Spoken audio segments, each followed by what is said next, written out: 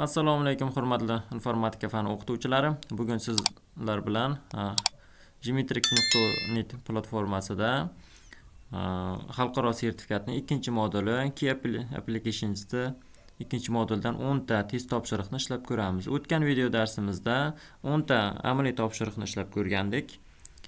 Birinchi, ikkinchi modul tanlab kirib olamiz. Barcha modullarning test topshiriqlari va amaliy topshiriqlarning video yechimlari mening maxsus Telegram guruhimga tashlab borilmoqda.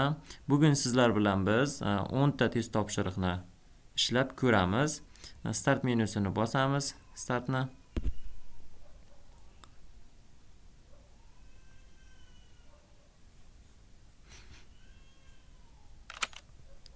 Startni bosdim. Xo'p, bu yerdan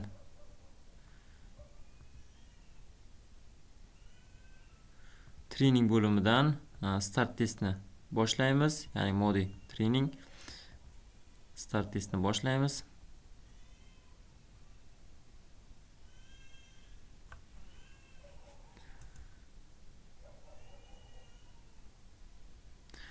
Bizga quyidagicha topshiriq berilgan. Bu topshiriqning mazmuni, ya'ni shunday funksiya yozingki, mana shu QWERTY3 dagi mana bu qatordagi nimalarni yig'indisini hisoblasin. Ya'ni mana shu qatordagi qiymatlar yig'indisini hisoblasin. Buning uchun tenglik belgisini qo'yamiz. Sumni yozib va sum funksiyasini D3 katakdan boshlab, D3 katakdan boshlab D8 katakgacha xuddi shu ko'rinishda yozishimiz kerak bo'ladi. Ya'ni biz oddiygina mana bu qiymatlarni qo'shdik. Savoldan shuni tushunib olsak bo'ladi. Mana 3-chi. Quarter 3 deyilgan va sum qo'sh mana funksiyasini yoz deyilgan mana. Next'ni bosib ko'radigan bo'lsak, bizning javobimiz to'g'ri. Mana to'g'ri javob. Mana javob to'g'ri. Next tugmachasini bosamiz.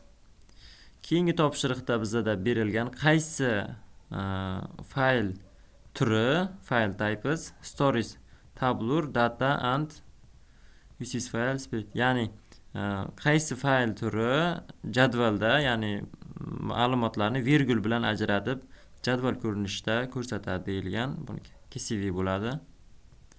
CSVni tanlaymiz. Endi bizdan so'ralgan learning about what data, ya'ni ma'lumotlari xo'sh bo'lish kerak. Qaysi ma'lumot turlari kiradi deb so'ralgan. 3 ta ma'lumot turi, ya'ni bu yerda ma'lumotlar bazasi uchun ma'lumotlar ustunlari so'ralyapti. User ID kiradi. Xo'sh, textbooks emas, street adres kirishi mumkin.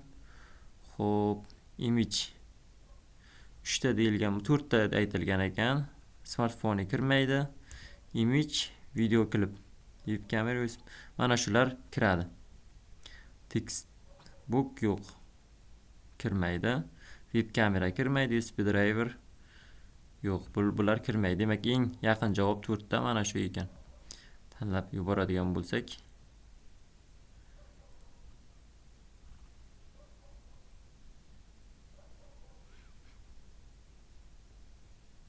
platforma biroz qotdi. Next tugmachasini bosamiz, ya'ni bizning javobimiz to'g'ri. Tarjima qilib ham ko'rishimiz mumkin. Aniq savolni tushunib olishimiz uchun hozir taxminan savolni tushunishni o'rganmoqdamiz. Shuning uchun tarjima qilmaymiz. Taxminan tarjima qilish, mana it's important choose good primary key. Bizdan yaxshi primary key, ya'ni ma'lumotlar bazasidagi primary keyni so'ramoqda. Table ma'lum aksesda ekan. Mana shu ma'lumot turida akses, ya'ni jadval ma'lumot turini so'ralmoqda. Qaysi primary key database table, qaysi jadvalda yaxshiroq primary key chiqadi deyilgan. Bu yerda mana ID number, chunki takrorlanmas bo'ladi primary key. ID number yaxshiroq. Middle name'lar yo'q, bular takrorlanishi mumkin. Bular ham 4 ta bo'lgani uchun bu to'g'ri kelmaydi. Endi tarjima qilib ko'radigan bo'lsak, aniq savolni tushunish uchun bizdan aslida nima so'ralgan ekan? Biz kalit so'zlardan foydalanib to'g'ri javobni topishga harakat qildik. Jadval munosabatlari uchun eng yaxshi asosiy kalitni tanlash muhimdir. Xo'p, quyidagilarning qaysi biri ma'lumotlar bazasi jadvalida yaxshi asosiy kalit bo'la oladi? Maktab nomi, 4 ta raqami ham bu takrorlanishi mumkin. Otasining ismi ham takrorlanishi mumkin. Bular primer key bo'lmaydi. Shu sababli takrorlanmas bo'lgani uchun ID number takrorlanmas bo'ladi. Next bosadigan bo'lsak,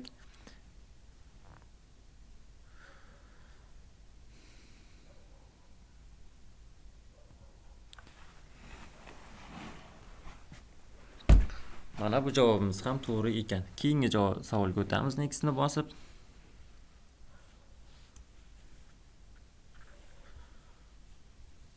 keyingi savolimizda ham bizaga savol berilgan. Bunda ham kalit so'zlar orqali savolni tushunishga harakat qilib ko'ramiz. Demak, bu yerda jadvallarning bir-biriga bog'lanish diagrammasi keltirilgan ekan. Relationship mana ma'lumotlar bazasidagi Microsoft Access'dagi bular ko'rishingiz mumkin. Correlate identifies keys in the semester table. Ya'ni semester table'da qaysilar ichki joylashilgan deyilgan. Mana semester table'ga qarab olamiz. Mana semester bizda student bilan class ID joylashtirilgan ekan. Mana shu ikkita nima bilan ma'lumotlar bazasi bilan bog'langan. Demak, bu mana shuni tanlaymiz. Student ID, class ID. Mana student ID, class ID keltirilgan ekan. Next'ni bosamiz. Ya'ni ingliz tilini bilmagan kalit so'zlarni yodlabgina savolni tushunishni ko'rib chiqmoqdamiz hozir. Keyingi savolga o'tamiz. Keyingi savolda which qaysi following kiradi are metadata for text file. Ya'ni meta bu katta ma'lumotlar bazasi text faylga kiradi deyilgan. 3 ta tanlashimiz kerak ekan. Xo'p, password protection, account user, data credit, text file. Bu yerda text filening ma'lumotlari so'ralmoqda. Mana bu yerdagi. Misol uchun, text file ochadigan bo'lsak, mana bu yerga. Xo'p. Mana bu yerga bitta text file ochadigan bo'lsak,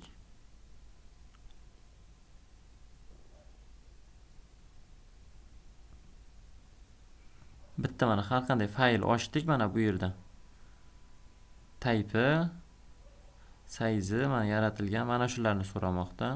Biz ustiga olib borganimizda ko'rsatiladigan ma'lumot, mana shu yerda chiqadigan ma'lumotlarni so'ramoqda. Bizda nimalar bo'lishi mumkin? Xo'p, data modified, ya'ni yaratilgan sana, o'zgartirilgan sana, yaratilgan sana va account user bo'lishi mumkin. Xo'p, account user emas yoki text editor. Account user chiqmaydi bu yerda. File preposition degan nima degani bo'lsa, buni tarjimasini bilmadim. Password protection ko'rinmaydi. Copies yo'q, bu ham bo'lmaydi. Yo'q, mana shu. Demak, mana shu 3 tasini tanlab ko'ramiz. Mana bu ham javobimiz to'g'ri ekan. Demak, buning tarjimasini bilmadim. Tarjimasi nima ekan? Fayl ruxsatnomalari. Bu nima degani tushunmadim. Fayl ruxsatnomalari. Xo'p. Savolni ham tarjimasini ko'rib o'tsak bo'ladi bu yerda mana.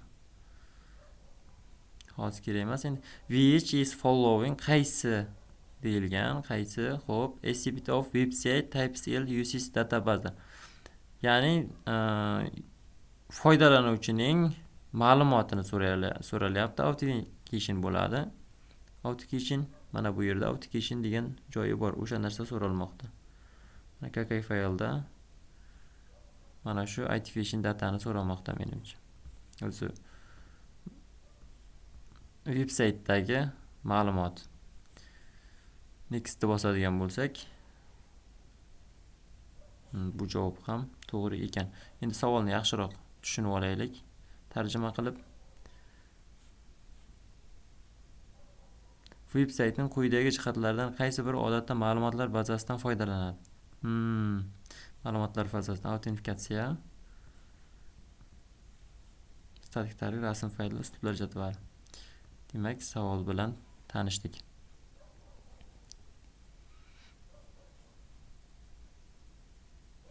Keyingi savolga o'tamiz. Next'ni bosdik. Xo'p.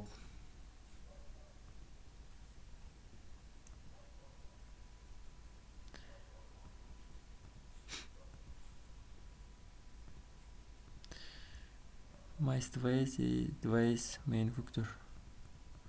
Buni moslashtirish kerak deyilgan. Buni moslashtirishda iPhone App Store'da bo'ladi. Kindle qaysida bo'lar ekan? Amazonda bo'lsa kerak. Kindle 8 Pro Microsoftda, menimcha Nook Google Play. Menimcha mana shu ikkovini chalkashtirdim. Bu dasturlar qaysi App Store'larda bo'ladi deyilgan. Menimcha savolda ham eshitib olaylikchi.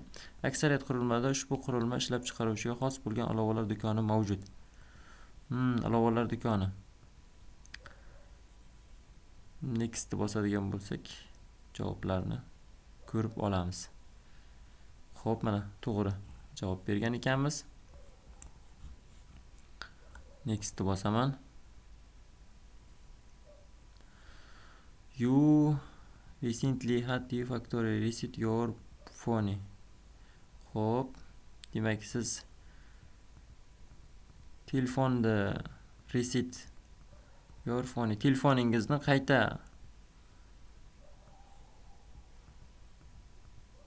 reset your phone, qayta ishga tushirdingizmi deyilgan.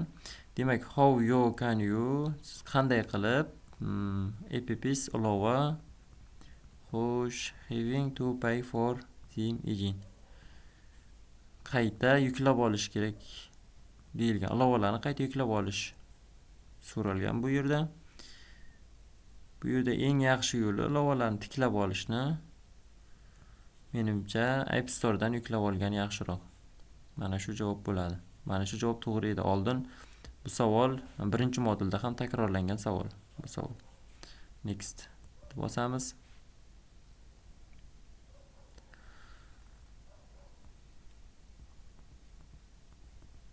Demak, bizadan will design, ya'ni design, web page, ya'ni web sahifa qila olasiz, biznes, online story, online do'kon, biznes web sahifasi deyilmoqda. Menimcha web qaysi xo'sh kiradi, qaysi guruhdagi ilovalardan foydalanasiz deyilgan savol. Web design, web dizaynini qilish uchun qaysi ilovalardan foydalanasiz degan savol. Menimcha bunda bariga nima savollar javoblari bo'ladi. Ya'ni dizayn bilan shug'ullanuvchi dasturlar bo'ladi. Tanladim va next'ni bosaman.